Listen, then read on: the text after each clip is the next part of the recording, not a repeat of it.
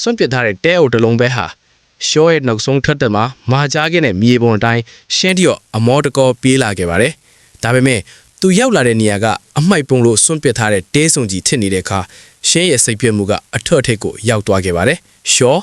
မင်းဘာလို့တေသွားရတာလဲ။ဘာလို့ငါ့ကိုဒီလိုနေရာမျိုးလမ်းညွှန်ခဲ့တာလဲ။ရှင်းရဲ့အော်ဟစ်တန်ဒီဟာတောအုပ်တစ်ခုလုံးဟိမ့်သွားခဲ့ပါတယ်။အဲ့ဒီအချိန်မှာပဲတဲအိုတွေကနေလူတစ်ယောက်ထွက်လာပါတယ်။ရှင်းတစ်ယောက်အံ့ဩလွန်းလို့မျက်လုံးတောင်မြုံနိုင်ထစ်သွားရတယ်။ဘာလို့လဲဆိုတော့အဲ့ဒီလူကတေဆုံးသွားတဲ့ရှောနဲ့တပုံစံတည်းတူနေလို့ပါပဲ။ဒါပေမဲ့သူကရှောမဟုတ်ပါဘူး။သူကတော့ချမ်းနိုင်တဲ့အပြင်အိပ်စီပါမကြခင်မှာပဲလူသက်သမားဂျိုးကန်ရောက်လာပြီးအမှန်တရားကိုဖွင့်ချလိုက်ပါတယ်။ဟော်မှာရှိနေတာကလူစားထိုးကိုတုံးပြီးအသက်ရှင်ကြံခဲ့တဲ့မင်းကြီးပဲ။ရှောဟာဘရင်ကိုကာကွယ်ဖို့အတွက်တေတွင်းတဲကိုဆင်းပေးခဲ့ရတဲ့လူစားလဲတက်တက်သားထိခဲ့တယ်ဆိုတ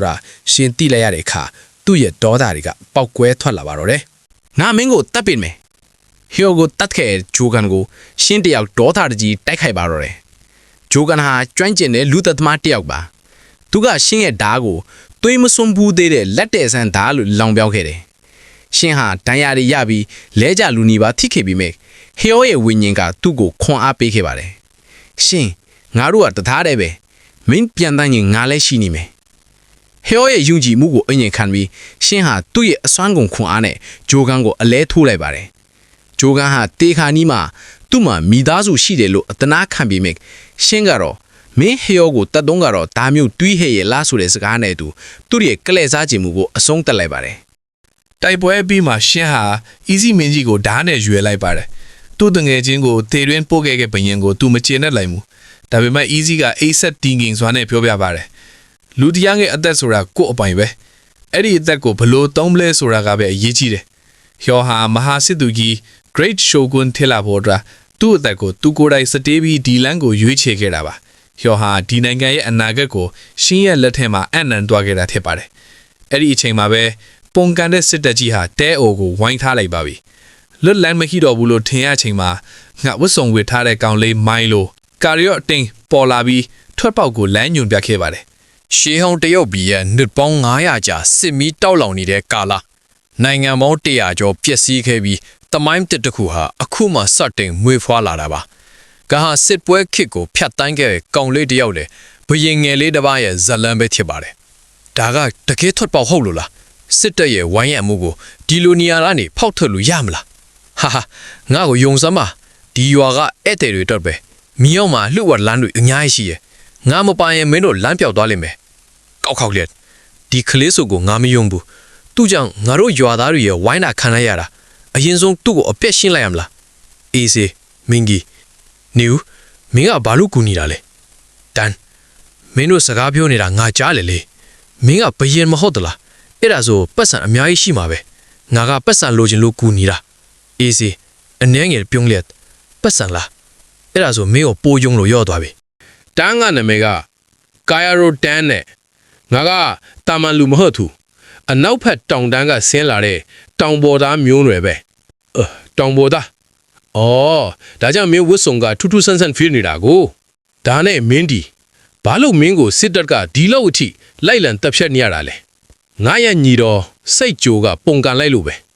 ဲအာနာမတ်မော်တဲ့ဝင်းကြီးတွေနဲ့ပေါင်းပြီးငါ့ကိုတပ်ဖို့ကြိုးစားနေတာငါမှအာနာမရှိခဲ့ဘူး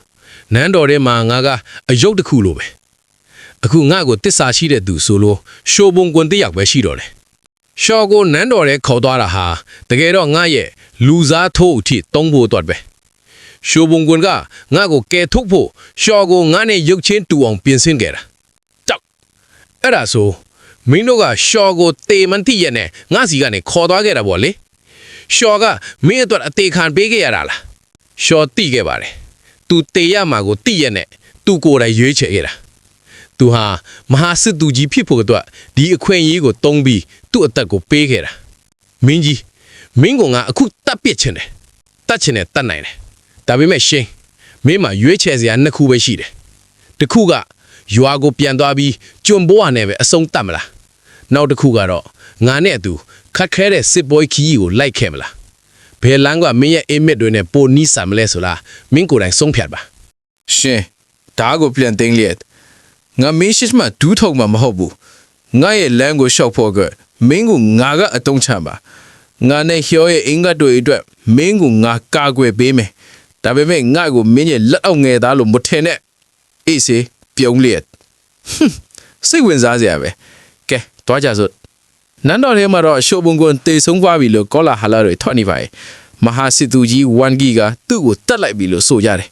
အခုသူတို့ဟာထွက်ပြေးနေတဲ့ဘုရင်ကိုအပြတ်ရှင်းဖို့မူတာဆိုတဲ့အစိတ်သုံးနဲ့လူတတ်မားကိုစိတ်လွတ်လိုက်ပါပြီမူတာရုပ်ဆိုးဆိုးညိတ်ကလေး၃ယောက်ပြေးနေတာလားငါရဲ့အစစ်ကသူတို့ကိုငရဲကိုပို့ပေးလိုက်မယ်မူတာရဲ့ခြေထောက်တွေကအယမ်းမြန်တယ်မကြခင်မင်းတို့ကိုမှီးတော့မယ်ရှင်းဟာရောရဲ့အိမ်မက်ကိုပခုံးပေါ်တင်ပြီးအန်ဒီရဲ့များတဲ့ခကြီးကိုဆက်တင်လိုက်ပါပြီဒါပေမဲ့သူတို့နောက်ကိုကြောက်စရာကောင်းတဲ့လူသက်မှမူတာလိုက်လာနေပါပဲသူတို့လွတ်မြောက်နိုင်ပါမလား